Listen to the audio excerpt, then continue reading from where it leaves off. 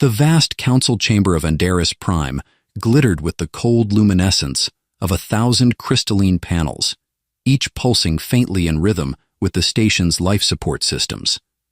At the center of the chamber, the victors and vanquished of the Galactic War faced one another, separated by a polished obsidian table that seemed too pristine to host such heavy decisions. On one side, humanity's representatives sat rigid, their faces etched with the fatigue of war and the cautious hope of survival. Admiral Myra Detrell, her uniform adorned with faded commendations, presided over them with a stony expression, her gaze fixed on the alien woman seated across from her. Commander Zevhara of the Oran Dominion was unlike any adversary humanity had faced. Her iridescent skin shimmered subtly with colors that shifted like oil on water, and her long braided hair, silver and streaked with violet, framed sharp, otherworldly features. Her eyes, an unsettling shade of deep cerulean, seemed to pierce through the very fabric of pretense. She was clad in ceremonial armor that exuded an air of power, sleek, almost organic, and faintly glowing along its seams. When she spoke, her voice was calm, but carried the weight of someone unaccustomed to being challenged. "We have no need for your precious metals or your technology. The Oran Dominion seeks only one thing from humanity as a gesture of peace." The room held its collective breath. "I request—" Zevhara paused, her gaze sweeping over the humans like a hawk sizing up its prey. "Sergeant Ezra Colby." The silence that followed was so profound it seemed to absorb the chamber's ambient hum. Every face turned toward Ezra, who was leaning back in his chair at the far end of the human delegation, a half-eaten protein bar dangling from his hand. Ezra blinked. I'm sorry, I think I misheard. Did you just say me?" Zevhara's expression remained unreadable, though there was a flicker of something, amusement, in her gaze. "Yes, you." The chamber erupted. Military advisors and diplomats burst into frantic whispers, their voices overlapping in a chaotic cacophony. "Why him?" one advisor demanded, his face flushed. "This is highly irregular," barked another. Ezra raised his hand. "Yeah, I'd like to second that. Also, third it. What the hell is going on?" Admiral Detrell rapped the table for silence, though her own composure seemed precarious. "Commander Zevhara," she said, her voice tight, "Sergeant Colby is a decorated soldier. He is not a commodity to be traded." "I am not proposing a trade," Zevhara replied evenly. "This is my sole request. The terms of peace hinge upon it." Ezra snorted. "Wow. No pressure, huh?"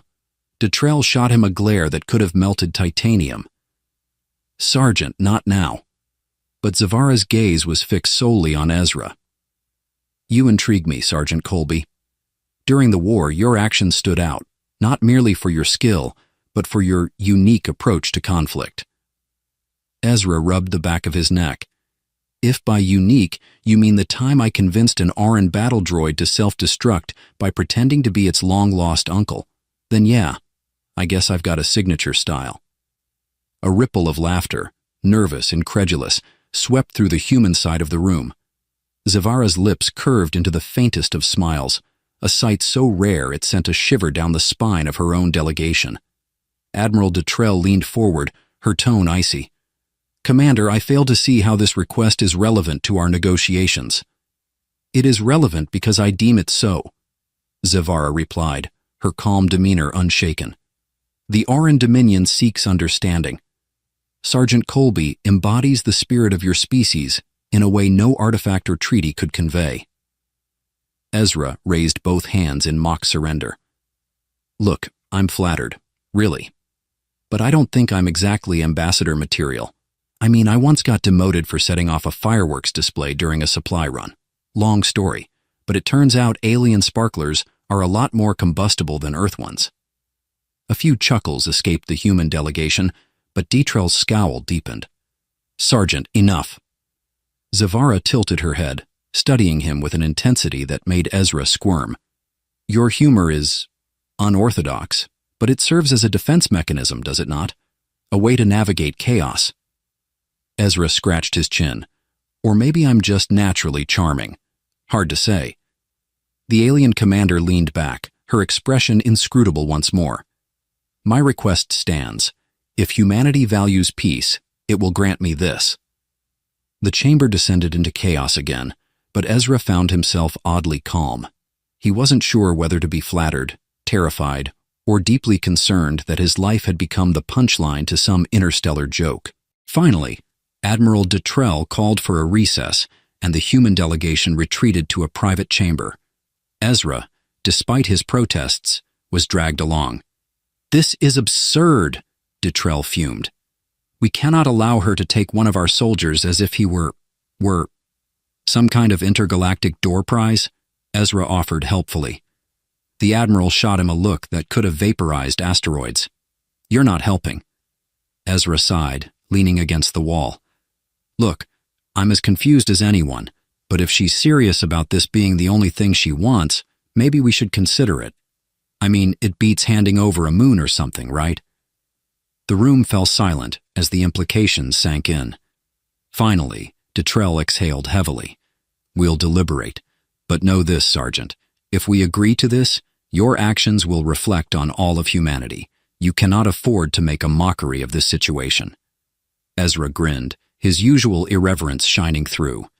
"No promises, ma'am, but I'll do my best to make humanity look slightly less embarrassing than we already do." As the delegation filed out, Ezra remained behind for a moment, staring out the viewport at the Oran flagship looming against the stars. "Well," he muttered to himself, "this should be interesting." The Oran flagship, the opalescent star, loomed like a colossal jewel suspended in the void.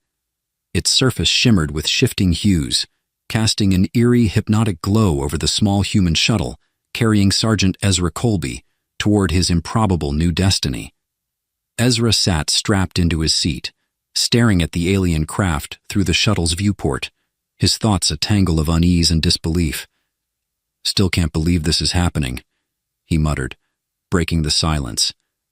Across from him, Lieutenant Mallory, the shuttle's pilot, raised an eyebrow. "Honestly, neither can I. You must have made one hell of an impression." Ezra smirked. "Impression? Sure. I've got a gift for saying the wrong thing at the wrong time. Guess it finally paid off." Mallory chuckled, shaking her head. "You realize they might dissect you, right?" Ezra leaned back, lacing his fingers behind his head. I figure if they wanted to dissect me, they'd start with someone less sarcastic. My body's probably 60% snark by now. It'd ruin their instruments." The shuttle docked with the opalescent star in a seamless ballet of light and movement. As the airlock hissed open, a delegation of Oran awaited them, their glowing attire and unnervingly symmetrical features making Ezra feel like he'd stepped into a fashion-forward fever dream. One of them stepped forward, tall and composed, with eyes the color of a summer sky. "Welcome, Sergeant Colby. I am First Advisor Koresh. Commander Zavara awaits you." Ezra glanced at Mallory. "Well, guess this is where I get probed." He turned back to Koresh with a grin. "Lead the way, Chief." Koresh blinked, clearly unsure what to make of the comment, but said nothing as he gestured for Ezra to follow. The corridors of the opalescent star were an exercise in otherworldly design. Organic curves replaced sharp edges, and the walls pulsed faintly, as if alive. Strange, luminescent flora lined the hallways, casting a soft, bioluminescent glow that reminded Ezra of deep-sea creatures. "Nice digs," Ezra quipped. "I'm guessing your decorator skipped IKEA." Koresh didn't respond, though one of the other Orans seemed to stifle a chuckle. Eventually, they reached a set of towering doors that opened with a whisper, revealing a chamber bathed in silver light. At its center stood Commander Zavara, her armor exchanged for a flowing robe that shimmered like liquid metal. She looked up as Ezra entered, her piercing gaze locking onto his with an intensity that made him momentarily forget how to breathe. "Sergeant Colby," she said, her voice smooth and measured. "Welcome to the opalescent star. I trust your journey was uneventful." Ezra gave a mock salute. Uneventful as a trip to the DMV, except with fewer forms and more existential dread. Zavara tilted her head, the faintest hint of amusement flickering across her features. "Your humor remains singular." "What can I say? It's a coping mechanism," Ezra replied, shoving his hands into his pockets. "So, what's the plan, Commander? Are we doing trust falls, or should I just start handing out dating resumes?" A ripple of laughter swept through the Orin attendants, though they quickly stifled it under Zavara's sharp glance. She dismissed them with a wave of her hand, leaving only her and Ezra in the chamber. "You misunderstand the purpose of your presence here," Zavara said, stepping closer. "This is not a mere whim, Sergeant. You represent something rare, something I believe my people and yours must learn from." Ezra raised an eyebrow. "I'm flattered, really, but I think you might be overestimating me. I'm just a guy who survived because I'm good at running and talking my way out of trouble." Zavara's expression softened, her gaze thoughtful. "Perhaps. Or perhaps that adaptability is precisely why you are here. Humor, after all, is not a trait we Orin cultivate. It is foreign to us, yet it intrigues me." Ezra couldn't help but chuckle.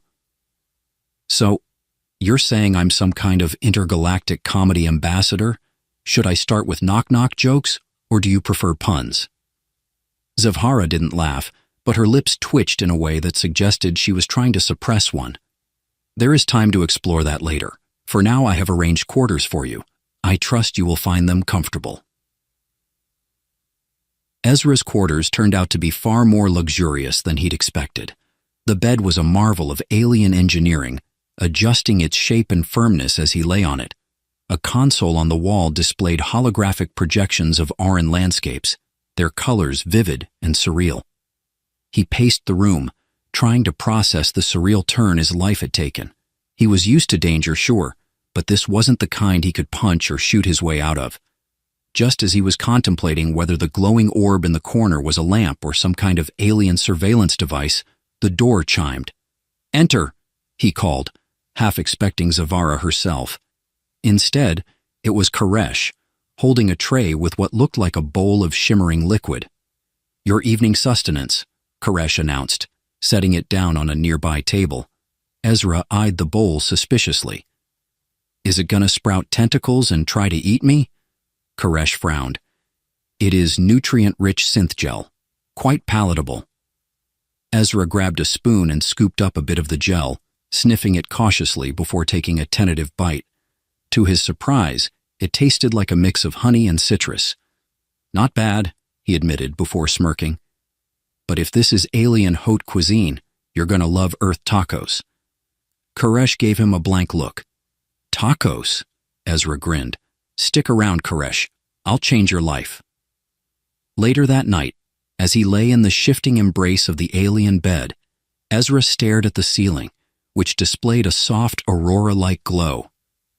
"What the hell have I gotten myself into?" he muttered to himself.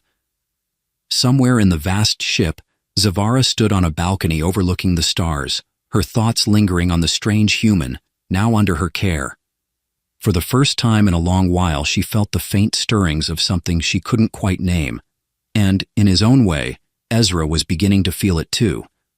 Morning, or whatever passed for it on an alien ship orbiting in deep space, arrived with a soft chiming noise, and the walls of Ezra's quarters gradually brightening from violet to gold. Ezra groaned, rolling over in the bed that had somehow contorted itself into the perfect shape to support his sleep-twisted limbs.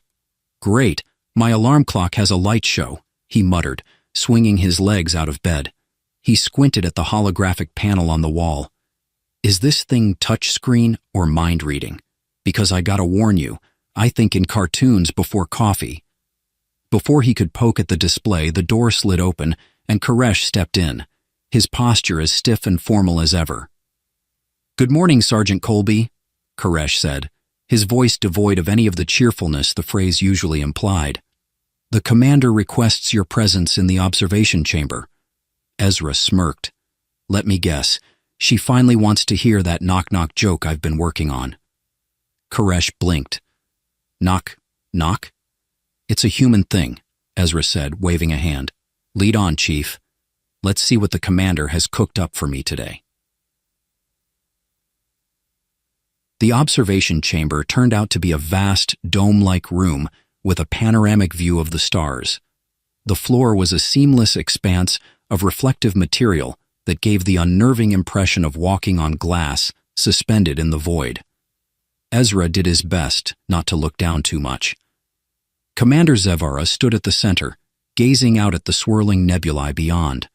Her robe today was a deep, shimmering indigo, and her silver hair was loosely braided, falling over one shoulder. "You wanted to see me?" Ezra said, stepping into the room. "Or is this just a scenic spot for some light existential pondering?" Zevara turned, her expression as composed as ever. "Sergeant Colby, I hope you're finding your accommodations suitable." Ezra shrugged. "Can't complain. Your nutrient gel's pretty tasty, and the bed's smarter than I am. Although I gotta say, your TV options are lacking. No reruns of Galaxy Cop, Space Justice. A real travesty." Zevara tilted her head, a small smile playing at the corners of her lips. "I'm unfamiliar with this Space Justice, but perhaps it is something you can enlighten us about in time." "Careful what you wish for," Ezra said with a grin. Zevara gestured toward the stars. "Do you know where we are, Sergeant?" Ezra squinted at the swirling colors of the nebula. "Somewhere far enough from Earth that my Amazon Prime membership's useless?" She didn't laugh, but the slight lift of her eyebrows suggested she found his quips amusing. "This is the Vorel Expanse, a region of space unclaimed by any faction, yet rich with phenomena that remain unexplored even by my people." Ezra crossed his arms. "Sounds pretty, but I'm guessing you didn't bring me here for a sightseeing tour. What's the deal, Commander? You keep saying I'm here for some grand purpose, but all I've done so far is crack jokes and confuse your crew." Zevara's gaze turned serious, the levity in her expression fading. "You are here because you represent something my people have lost, or perhaps never truly possessed. Resilience, adaptability, and something far less tangible but equally vital." Ezra raised an eyebrow. "Let me guess. Charm, good looks, and impeccable comic timing?" "Humor," Zevara said, her tone firm. "The ability to find light in darkness. It is an alien concept to us, yet one I believe holds great value." Ezra blinked. "Wait, are you saying you don't have humor? Like, at all?" Zevara hesitated. "Not in the way humans do. For the Auran, emotions are controlled, disciplined. What you call humor often appears to us as frivolous or irrational. But during the war, I observed how your kind used it to endure even the direst situations. I believe there is strength in it, a strength we must learn if we are to coexist." Ezra scratched his head. "So let me get this straight. You picked me because I'm the class clown?" Zevara's lips twitched again, but her expression remained composed. "If that is how you wish to frame it, then yes." Ezra couldn't help but laugh. "Well, I guess I've been called worse. So what's next? Comedy lessons. Should I start with slapstick or work my way up to stand-up?" "There is something I wish to show you first," Zevara said, turning back toward the stars. Moments later, Ezra found himself in a smaller chamber filled with holographic displays and strange instruments that hummed faintly. In the center of the room was a pedestal holding a crystal-like object that pulsed with a soft inner light. "This," Zevara said, gesturing to the object, "is an Auran memory shard. It contains the recorded experiences of one of our most revered thinkers." "Neat," Ezra said, leaning closer. "Looks like a fancy paperweight. What's it do?" Zevara placed her hand over the shard, and the room filled with a cascade of images and sounds, alien landscapes, mathematical equations, and snatches of conversation in a melodic, untranslatable language. "It is a repository of knowledge," Zevara explained. "Each shard is a fragment of our collective understanding.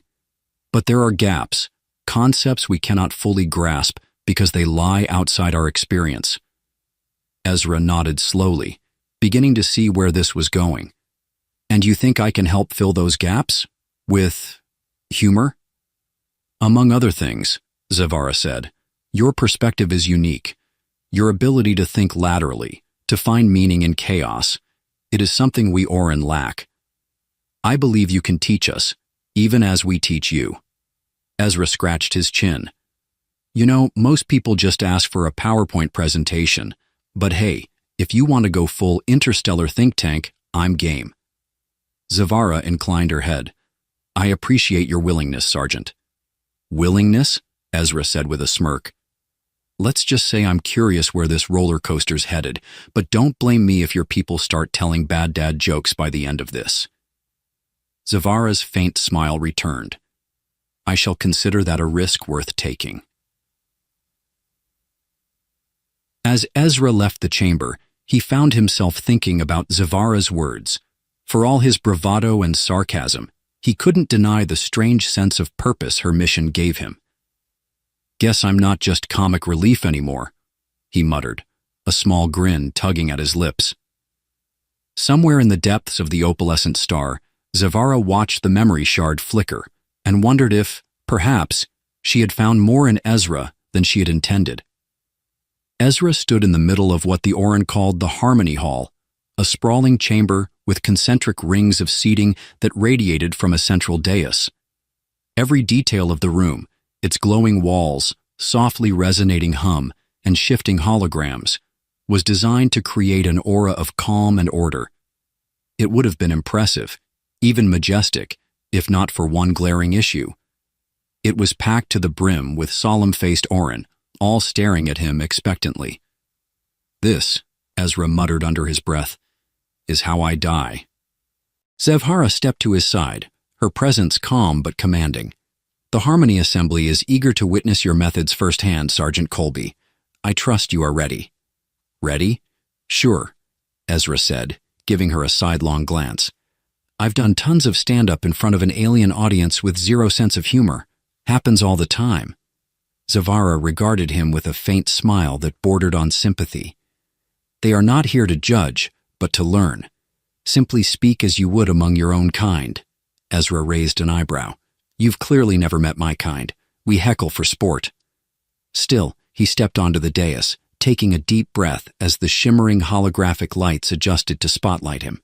The murmurs of the assembled Orin faded, their bioluminescent eyes fixed on him with unnerving intensity. Ezra cleared his throat. All right, he began, his voice echoing in the vast chamber. Let's start with something simple. A question. What's the deal with spaceship food? Silence. See, on Earth, Ezra continued, undeterred, people complain about airplane food, but trust me, after a week of nutrient gel, I'd trade an entire Orin starfighter for a bag of airline peanuts. A few Orin blinked. One in the back tilted their head, clearly pondering the concept of peanuts. Okay, tough crowd, Ezra said with a grin. Let's switch gears. You know what my first thought was when I stepped onto your ship? Wow, these guys have really nailed the whole glowing everything aesthetic. Are you secretly powered by rave music? This earned him a quiet, startled chuckle from one of the younger Orin near the front. It wasn't much, but it was enough to embolden him. As the session progressed, Ezra leaned into his strength, telling stories.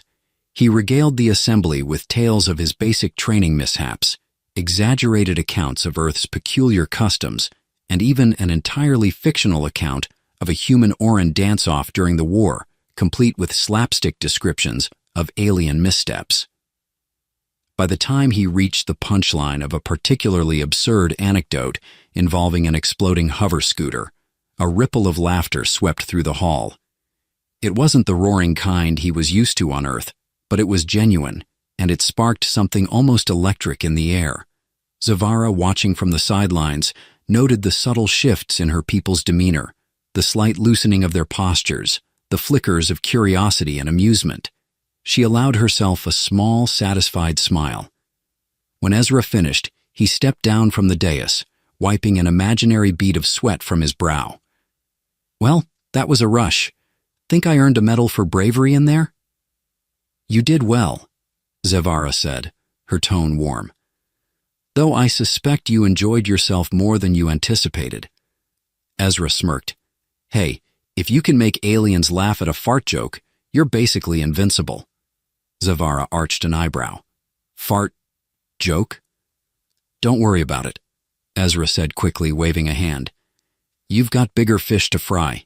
Speaking of which, do you guys have fish? Because I could really go for some tacos right now. Later, as Ezra strolled through the ship's labyrinthine corridors, Koresh appeared at his side. The Orin advisor's expression was as neutral as ever, but Ezra could swear there was a faint air of bemusement about him. Your presentation was unconventional, Koresh said after a moment. Unconventional is my middle name, Ezra replied. Well, technically it's David, but unconventional sounds cooler. Koresh blinked. I fail to see how humor serves a practical function. Laughter does not resolve conflict or enhance productivity. Ezra stopped walking and turned to face him. You're not wrong, Koresh. Laughter doesn't build spaceships or win wars. But you know what it does? It makes all the tough stuff a little easier to handle. It reminds people they're not alone. And sometimes that's enough to get through the worst days. Koresh tilted his head, as if analyzing Ezra's words from every angle. Fascinating. And yet, it seems inefficient. Life's not always efficient, Ezra said with a shrug, but it's a hell of a lot better with a few laughs along the way. Ezra's newfound role as the Orin's unofficial comedy ambassador wasn't without its challenges. Over the next several days, he found himself inundated with questions from curious Orin, each one more baffling than the last. Sergeant Colby, one asked during a meal in the communal dining hall, this knock-knock ritual, does it serve a diplomatic function among humans? Sure, let's go with that, Ezra said, trying not to choke on his synth gel. Another time, a scientist cornered him in a corridor to ask about the deeper cultural significance of the phrase dad joke. It's complicated, Ezra had said, desperately searching for an escape. But trust me, you don't want to open that can of worms. Still, there were moments of genuine connection. He taught Koresh how to deliver a punchline, with mixed results, and introduced a group of Orin engineers to Earth's concept of sarcasm, which they found both perplexing and oddly intriguing. And through it all, Zavara watched, her admiration for the peculiar human growing with each passing day. The one evening, as Ezra sat alone in his quarters, nursing a strange, glowing drink the Orin called celestial nectar, Zavara entered unannounced. Commander, Ezra said, raising his glass, to what do I owe the pleasure? I wish to thank you, she said, stepping closer. Your efforts have had a profound impact. My people are beginning to see the value in what you offer. Ezra smiled. All in a day's work. Although, if you really want to thank me, you could arrange for some Earth pizza to be delivered. Galactic delivery fees be damned. Zavara chuckled softly, a sound so rare that it caught Ezra off guard. You surprise me, Sergeant Colby, she said, her gaze steady. Perhaps more than I anticipated. Ezra raised an eyebrow. Careful, Commander. You're starting to sound like you enjoy my company. Perhaps I do, she said simply, turning to leave. As the door closed behind her, Ezra stared after her, a bemused smile tugging at his lips. Yeah, he said to himself, taking another sip of the glowing drink. This is going to get interesting. Ezra had faced alien armies, navigated the labyrinthine halls of an extraterrestrial starship, and even performed impromptu stand-up for an audience of humorless Orin. But none of that had prepared him for this. He stood in the center of a vast training arena, its walls shimmering with ever-shifting holographic patterns, surrounded by Orin warriors in gleaming ceremonial armor. Each held a staff-like weapon crackling faintly with blue energy, their expressions calm and inscrutable. At the far end of the arena, Zavara watched, her posture regal, a faint smile tugging at her lips. This isn't exactly what I had in mind when you said cultural exchange, Commander, Ezra called out, nervously eyeing the nearest warrior. It is customary among the Orin to exchange skills as a sign of mutual respect, Zavara said, her tone measured. You have shared your humor. Now they will share their combat techniques. Ezra let out a shaky laugh. Right. Because what's more respectful than me getting my butt kicked by a bunch of glowing space ninjas? Zavara's smile widened ever so slightly. They have been instructed to exercise restraint. Fantastic, Ezra muttered, rolling his shoulders. Restraint, my favorite word when it comes to sparring. For the first challenger stepped forward, a tall Orin with a lithe frame and glowing teal markings that pulsed rhythmically. He spun his staff with a flourish before taking a ready stance. Okay, Ezra said, raising his hands. Ground rules. No face shots, no broken bones, and if you sweep the leg, I'm calling it a foul. The Orin warrior tilted his head, clearly not understanding, before lunging forward.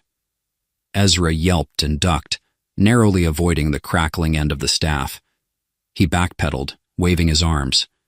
Whoa, easy there, Bruce Lee of the cosmos. I bruise like a peach. The warrior hesitated, glancing at Zavara as if to confirm whether this level of protest was part of the ritual. Zavara gave a subtle nod, her expression unreadable. Taking a deep breath, Ezra tried to focus. His military training kicked in, sort of. He managed to dodge and weave, occasionally blocking strikes with a technique that could generously be described as panic-fueled flailing. By the time the sparring session ended, Ezra was sprawled on the floor, panting, but mercifully uninjured. The warriors surrounded him, their glowing eyes filled with something resembling curiosity. I don't know what's worse, Ezra groaned, getting smacked around by a staff or realizing you're all better at this than I'll ever be.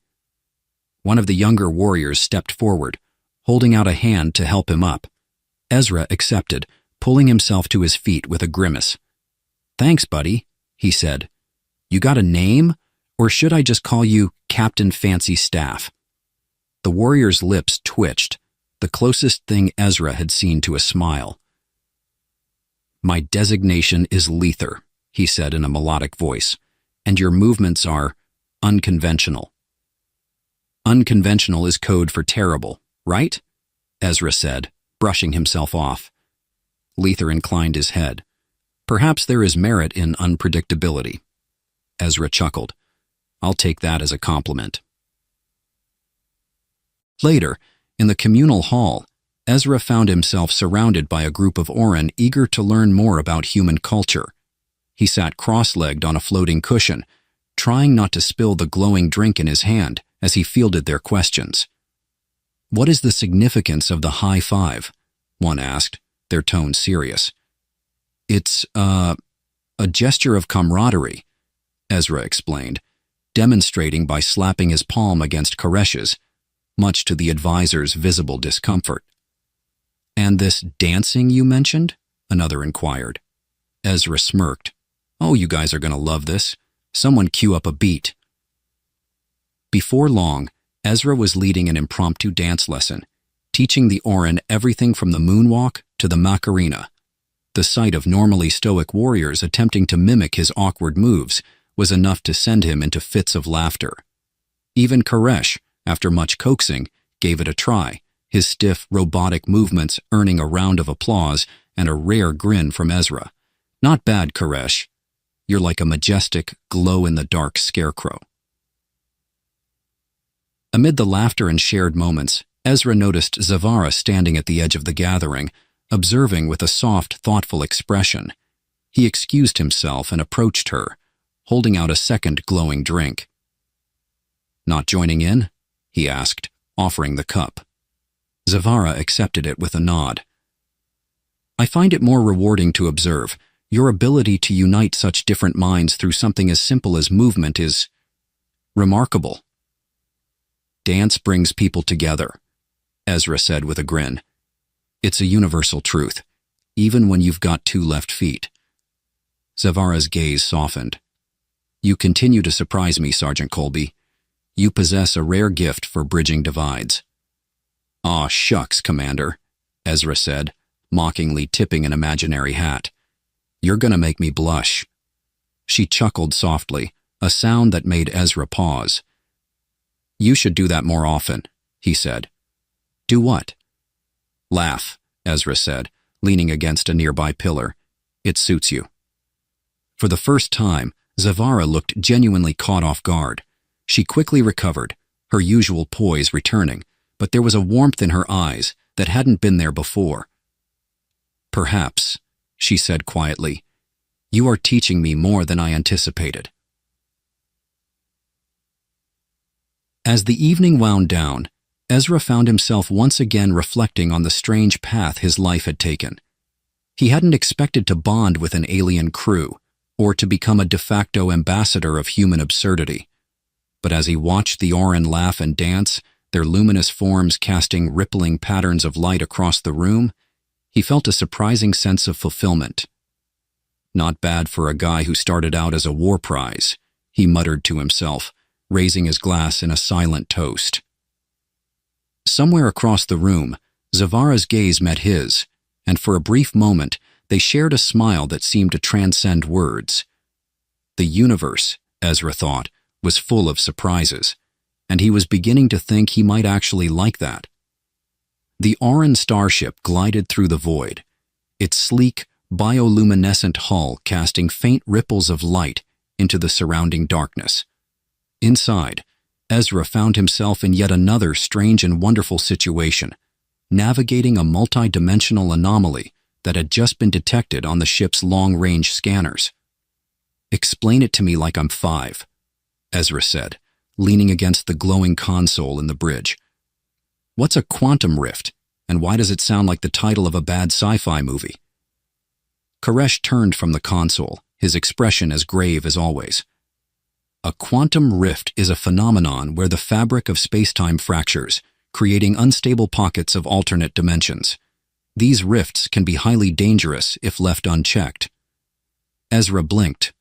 "So, cosmic potholes?" Koresh frowned. "If that analogy aids your understanding, then—" "Yes." "Great," Ezra said with a grin. "Let's just slap some duct tape on it and call it a day." Zavara, standing near the viewport, allowed herself a faint smile. "Unfortunately, Sergeant, duct tape is not a viable solution. However, we have protocols for navigating such anomalies. Your presence, while not essential, may prove illuminating." "Ah, so you're saying you need my moral support," Ezra said, crossing his arms. "Don't worry, I've got you covered. I'll even bring snacks." As the ship approached the rift, the view outside the viewport transformed. The blackness of space gave way to swirling colors, violet, gold, and deep indigo, dancing like an ethereal aurora. The sight was mesmerizing, almost hypnotic, until the ship began to shudder. "What's happening?" Ezra asked, gripping the edge of a console for balance. "The rift's gravitational waves are destabilizing our trajectory," Koresh said, his fingers flying over the holographic controls. "I am compensating, but the energy fluctuations are unpredictable." "Translation: we're wobbling like a drunk pilot," Ezra muttered. Zavara stepped forward, her voice calm but commanding. "Engage the harmonic stabilizers and recalibrate the inertial dampeners. We must align our trajectory with the rift's resonance." "Do I even want to know what any of that means?" Ezra asked. "No," Zavara replied without missing a beat. The ship's shuddering subsided, and the glowing patterns outside the viewport began to shift. For a moment, everything seemed eerily still. Then, without warning, the rift opened wider, pulling the ship into its depths. Ezra felt his stomach lurch as the world around him warped. Colors bled together, and for a split second, he could swear he saw versions of himself standing in the same spot, some older, some younger, and one wearing what appeared to be a Hawaiian shirt. Is anyone else seeing this?" he asked, pointing at the distorted figures. "It is merely an effect of dimensional overlap," Koresh said, though his voice betrayed a hint of unease. "I'll take your word for it," Ezra said, swallowing hard. "But if I start hearing the theme from the Twilight Zone, I'm out." Then the ship emerged on the other side of the rift, and the crew let out a collective sigh of relief. But their respite was short-lived. The view outside the viewport revealed a strange alien world, one that seemed to defy logic. Floating islands drifted through the air, connected by shimmering bridges of light. Massive crystalline structures jutted from the ground, refracting the sunlight into dazzling rainbows. And in the distance, a colossal, serpent-like creature with iridescent scales coiled around a spire, its eyes glowing with a fierce intelligence. "Welcome to the other side," Ezra said, his voice laced with awe. "I gotta say, your Rift tourism brochures don't do this place justice." Zavara tilted her head, studying the scene with a mix of fascination and caution. "This dimension is unique, but we cannot linger. The rift may destabilize further." "Right," Ezra said, tearing his gaze away from the serpent. "So how do we get out of here?" Koresh gestured to a holographic display. "We must locate the rift's epicenter and stabilize its resonance using the ship's harmonic projectors. However, doing so may attract the attention of local entities." "Local entities?" Ezra repeated. "You mean like that giant space snake?" Koresh nodded solemnly. "Fantastic," Ezra said, clapping his hands. "Let's poke the cosmic bear and hope it doesn't bite."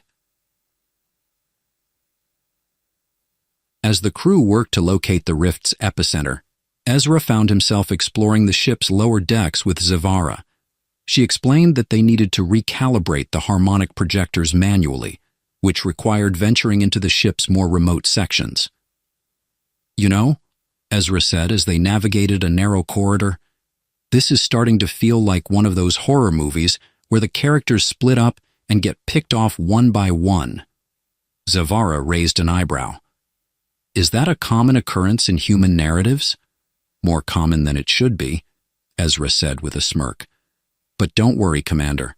If any alien monsters show up, I'll heroically hide behind you." Zavara chuckled softly. "I appreciate your honesty, Sergeant." Then they reached the projector room, a cavernous chamber filled with glowing machinery and intricate circuitry. Zavara began recalibrating the controls while Ezra stood guard, his eyes darting nervously to the shadows. "So," Ezra said, trying to break the tension, "ever think about what you'd do if you weren't leading a starship crew through interdimensional chaos?" Zavara paused, considering the question. "I have always served my people. It is difficult to imagine another path." "Come on," Ezra pressed. "There's got to be something. Gardening, painting, competitive laser tag?" Zavara allowed herself a small smile. "Perhaps I would study music. The harmonics of sound and its effect on living beings have always fascinated me." Ezra grinned. "Music, huh? I can see it now. Zavara, intergalactic DJ. You'd crush it at raves." Before Zavara could respond, the ship shuddered violently, and a low guttural roar echoed through the corridors. "What was that?" Ezra asked, his humor evaporating. Zavara's expression turned serious. "It seems we have attracted the attention of the local entities." Ezra sighed, readying his blaster. "Great. Just another day in paradise." As the ship's alarms blared, the crew scrambled to defend against the serpent-like creature which had begun circling the vessel. Its glowing eyes fixed on the ship, and its massive jaws opened, releasing a pulse of energy that rocked the entire structure. Ezra and Zavara returned to the bridge, where Koresh was directing the defense efforts. "We must distract the entity long enough to stabilize the rift," Koresh said. Ezra cracked his knuckles. "Distracted, huh? Lucky for you, distraction is my specialty." "What do you propose?" Zavara asked, her tone cautious. Ezra grinned.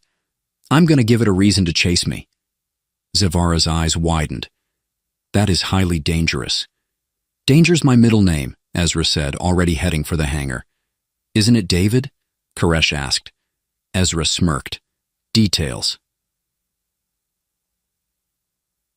Moments later, Ezra piloted a small fighter out of the ship, weaving through the floating islands as the serpent pursued him.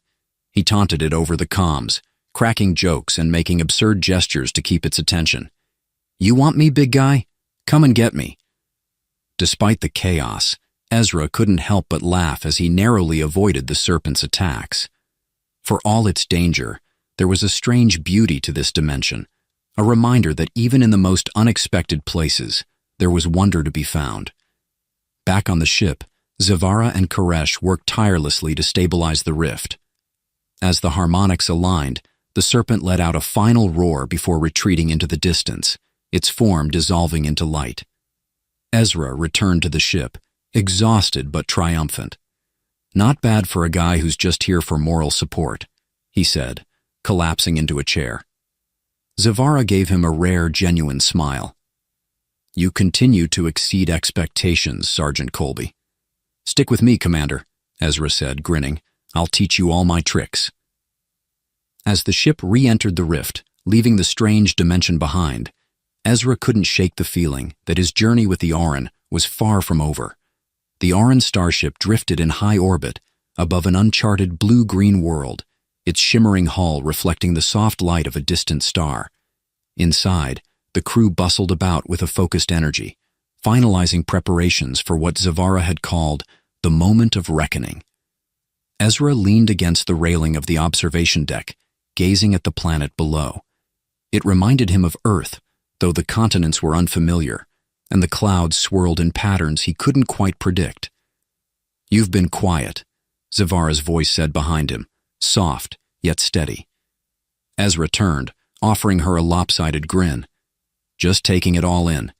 It's not every day you wrap up a tour of duty as an intergalactic houseguest/war prize." Zavara's expression flickered with something he couldn't place, an emotion softer than her usual stoic demeanor. "You have grown much since our first encounter, Sergeant Colby," she said, stepping closer. "When I claimed you, I sought to understand humanity through one of its warriors. I did not anticipate that you would teach me to see the universe anew." Ezra laughed, running a hand through his hair. "I'd like to take credit for that, but honestly, half the time I was just winging it." "Perhaps that is your strength," Zavara replied, "to face the unknown with irreverence and courage." The bridge was alive with activity as the final phase of their mission began. The quantum rift they'd stabilized had left traces of dimensional instability, which the Auran's advanced technology could repair, but it would require precise coordination and a leap of faith. Koresh stood at the central console, his hands moving over the controls with mechanical precision. "We are prepared to deploy the harmonic matrix. However, the process will temporarily disrupt our systems, leaving us vulnerable." Ezra raised a hand. "Define vulnerable. Because if you're about to tell me we're sitting ducks, I need to mentally prepare myself for some heroic last words." Koresh glanced at him, his expression unreadable. "It is unlikely we will encounter additional threats. However, I advise caution." "That's Auran for don't screw this up, isn't it?" Ezra muttered, earning a rare chuckle from one of the nearby technicians. Zavara stepped forward, her voice carrying the authority of a true leader. "All systems are to be synchronized. Initiate the matrix on my command." As the ship began its operation, Ezra couldn't help but reflect on how far he'd come since being unceremoniously claimed by Zavara. He'd gone from a reluctant prisoner to an accidental diplomat, bridging gaps between two vastly different cultures with humor, heart, and a fair share of improvised chaos. The bond he'd formed with Zavara felt especially significant.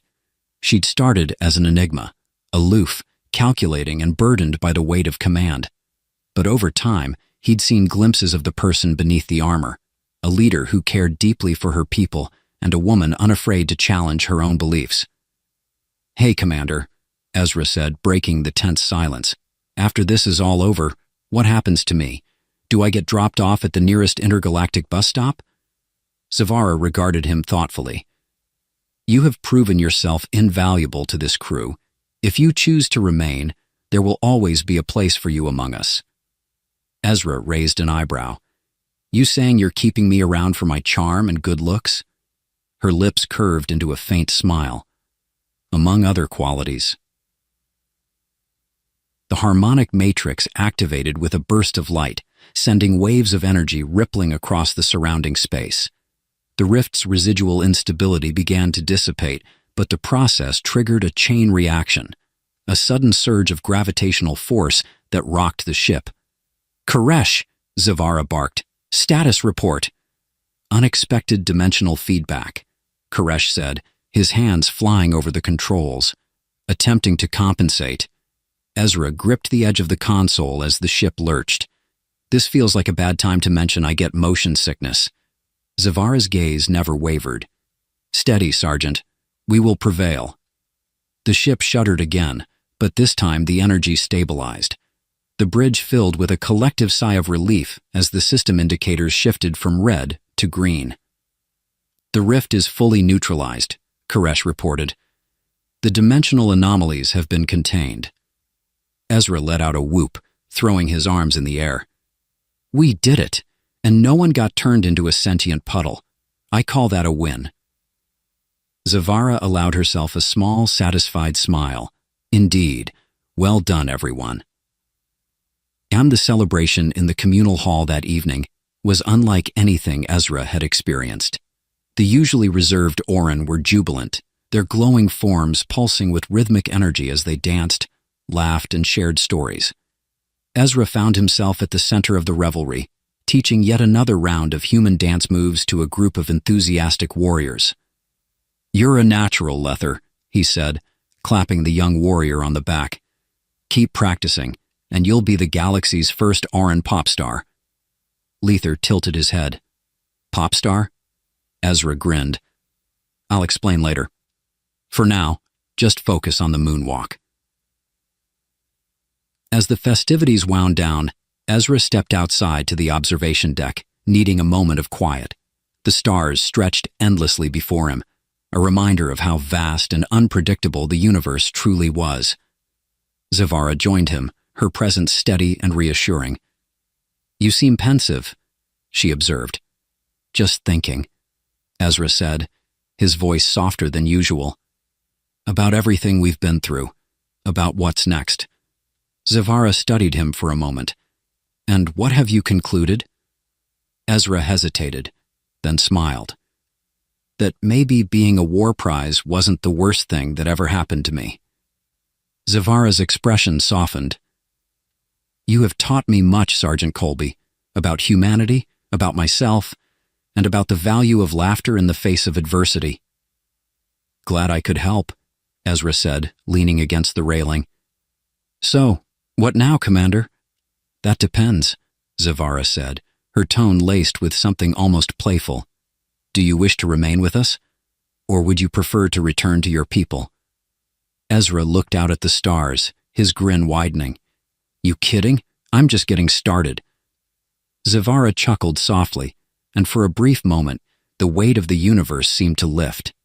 Together, they stood in silence, two unlikely allies brought together by fate, ready to face whatever the stars had in store. The universe, after all, was full of surprises, and for the first time in a long time, Ezra felt ready to embrace them.